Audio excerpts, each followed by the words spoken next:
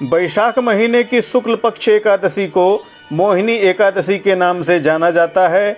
इसके व्रत को करने से समस्त दुख और कष्ट से मुक्ति मिल जाती है। जो लोग इस व्रत को करते हैं उनकी बुद्धि, विवेक तथा यश कीर्ति में वृद्धि हो जाती है। इस दिन भगवान विष्णु की विधि विधान से पूजा की जाती है तथा व्रत धारण किया जाता है।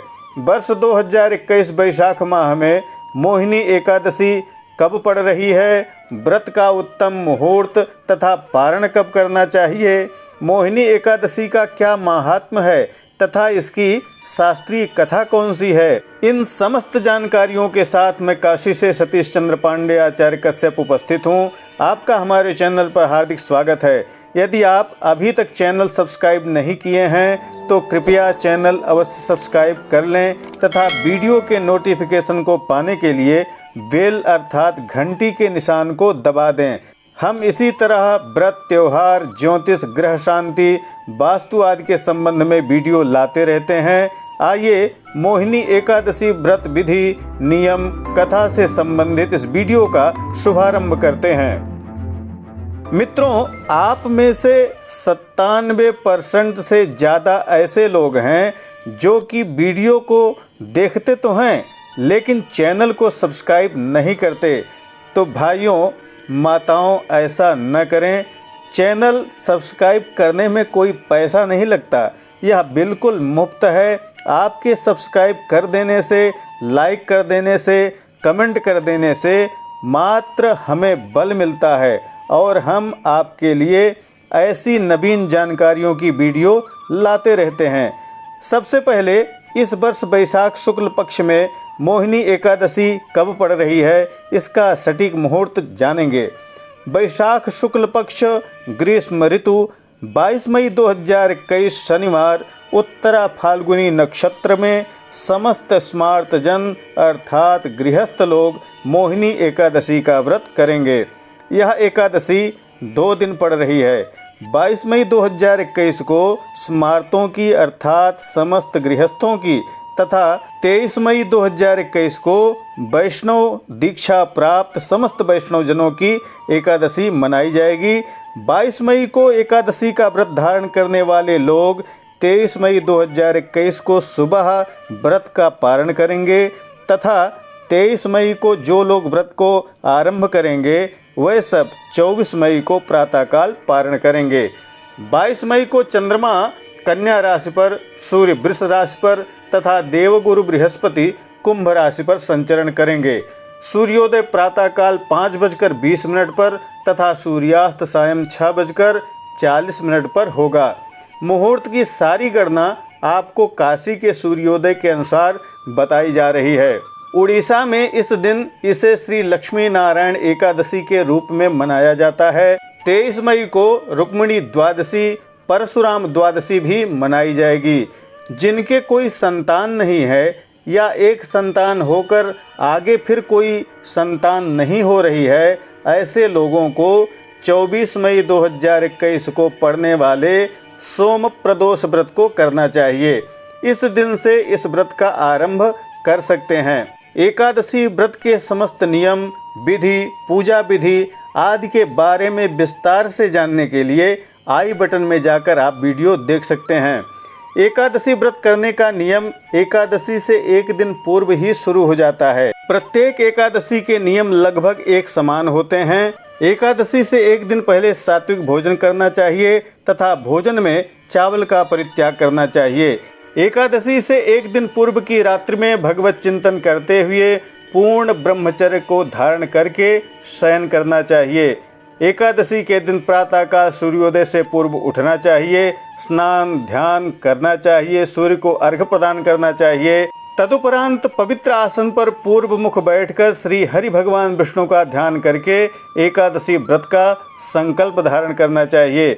रक्षा दीप, गौरी गणेश का स्मरण तथा एक चौकी पर पीला कपड़ा बिछाकर उस पर भगवान विष्णु की प्रतिमा, मूर्ति स्थापित करना चाहिए। अथवा आप मानसिक रूप से भी भगवान विष्णु का ध्यान करके मानसिक पूजा भी कर सकते हैं। भगवान विष्णु की पंचोपचार, षोडशोपचार, मानसोपचार, राजोपचार जैसी आपकी श्रद्धा, भक्ति और व्यवस्था हो उस अनुसार पूजा कर लेना चाहिए। विष्णु पूजन के बाद ओम नमो भगवते वासुदेवाय इस महामंत्र का अधिक से अधिक जप करना चाहिए। गाय के घी से ओम नमो भगवते वासुदेवाय इस मंत्र से आप हवन भी कर सकते हैं। दिन भर उपवास करें, फलाहार करें, असभ्य संभाषण, ईर्ष्या, द्वेष, झूठ, चोरी आदि का त्याग करें। भगवान विष्णु की इस दिन तुलसी से अर्चन करें, सहस्त्रार्चन करें। इस दिन तुलसी की पूजा, पीपल वृक्ष की पूजा तथा दीपदान भी अवश्य करना चाहिए। गाय की पूजा, गोग्रास, श्रीमद् भगवद गीता का पाठ, ब्राह्मण पूजन, दान, विष्णु सहस्रनाम पाठ, पुरुष सूक्त पाठ अवश्य करना तथा सुनना चाहिए। गरीबों को अन्न वस्त्र का दान करना चाहिए। एकादशी के दिन भगवान विष्णु के साथ भगवती लक्ष्मी की पूजा समस्त ऐश्वर्य को देने वाली कही गई है। वैशाख शुक्ल पक्ष मोहिनी एकादशी के दिन जलपूरित कुंभ का दान करना चाहिए। छाता, जूता, पंखा आदि का भी दान करना चाहिए। शक्कर का दान करना चाहिए। चूँकि ग्रीष्म ऋतु चल रही है, इसमें यह सब दान करने से अत्यंत पुण्य फल प्राप्त होता है। जिनके घर में दाम्पत्य बाधा है, पति पत्नी में आपस में पटती नहीं है, ऐसे पुरुष एवं स्त्री भी इस व्रत को कर सकते हैं।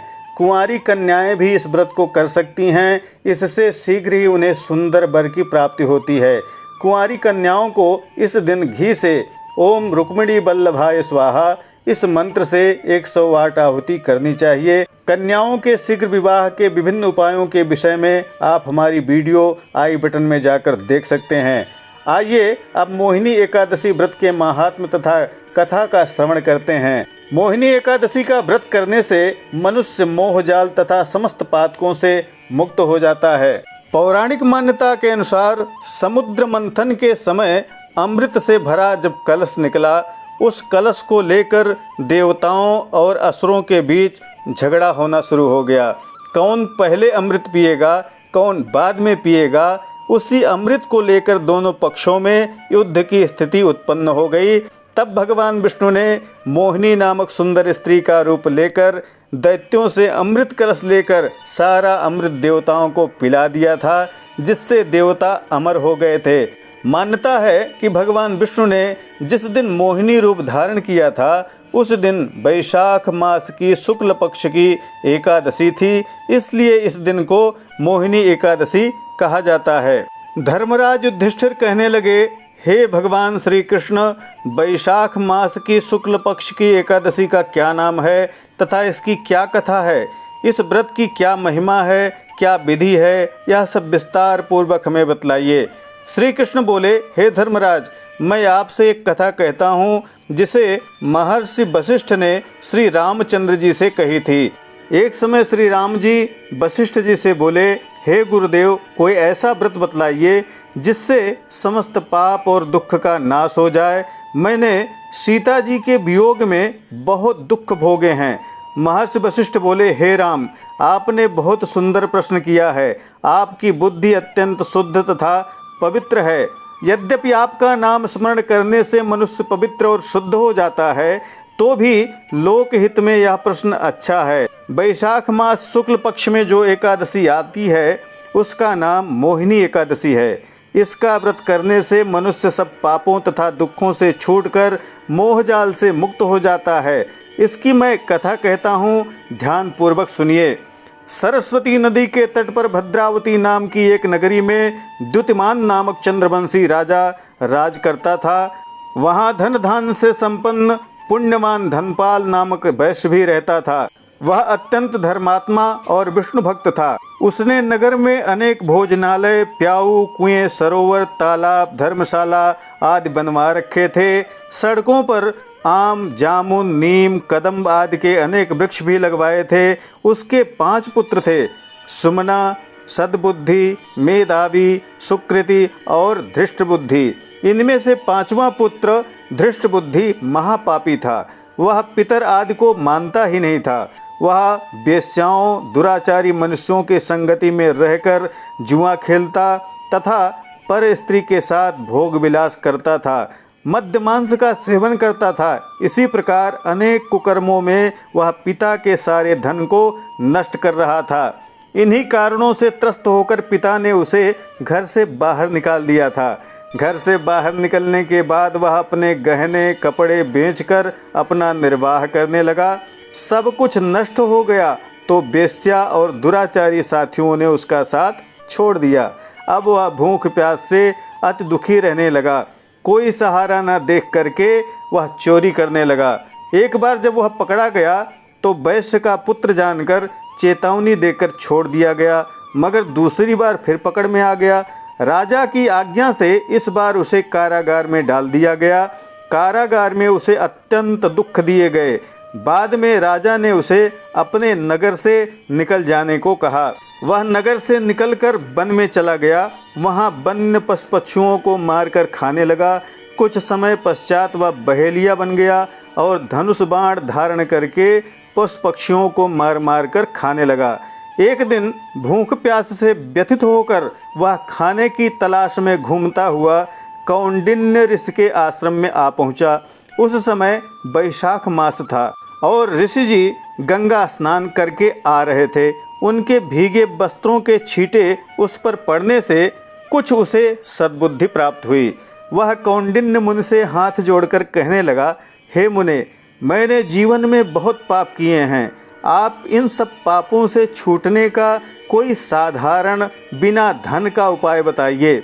उसके दीन वचन सुनकर मुनि ने प्रसन्न होकर कहा कि तुम वैशाख शुक्ल पक्ष की मोहिनी नामक एकादशी का व्रत करो, इससे समस्त पाप नष्ट हो जाएंगे। मुनि के ऐसे वचन सुनकर वह अत्यंत प्रसन्न हुआ और उनके द्वारा बताई गई विधि के अनुसार व्रत करने लगा। हे राम, इस व्रत के प्रभाव से उसके समस्त पाप नष्ट हो गए और अंत में वह गरुड़ पर बैठकर विष्णुलोक को चला गया। इस व्रत से मोह आदि सब बाधाएं नष्ट हो जाती हैं। संसार में इस व्रत से श्रेष्ठ कोई अन्य व्रत नहीं है। इसके महात्म्य को पढ़ने से अथवा सुनने से 1000 गोदान का फल प्राप्त होता है। बोलिए विष्णु भगवान की जय, मोहिनी एकादशी की जय। मित्रों, इस दिन भगवान विष्णु के द्वादशाक्षर नाम से दीपदान करना चाहिए। सायंकाल पुनः पूजन आरती करना चाहिए। कदली फल ऋतुफल भोग लगाना चाहिए। रात्रि में जागरण करना चाहिए, कीर्तन करना चाहिए, भजन करना चाहिए। इस तरह से एकादशी के व्रत को करने से मनोवांछित फल की प्राप्ति होती है। धर्म अर्थ काम मोक्ष चतुर्विध पुरुषार्थ प्राप्त हो जाता है।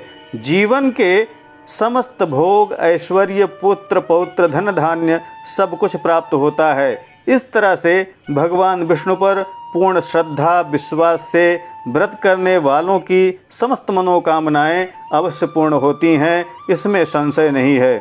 मित्रों, आशा है हमारे द्वारा दी गई जानकारी आपको पसंद आई होगी तथा यह आपके लिए उपयोगी सिद्ध होगी। वीडियो को लाइक और शेयर करना मत भूलिएगा। किसी भी प्रकार के व्रत अनुष्ठान यज्ञ याग आदि ग्रह शांति वास्तु शांति कुंडली आदि के लिए आप हमें व्हाट्सएप पर भी मैसेज कर सकते हैं। इंस्टाग्राम फेसबुक पेज आदि सोशल साइट्स पर भी आप हमसे जुड़ सकते हैं। सबकी लिंक इस वीडियो के डिस्क्रिप्शन में आपको मिल जाएगी। शीघ्र ही अगली वीडियो में पुनः मुलाकात होगी। तब तक के लिए नमस्कार। जय विश्वनाथ।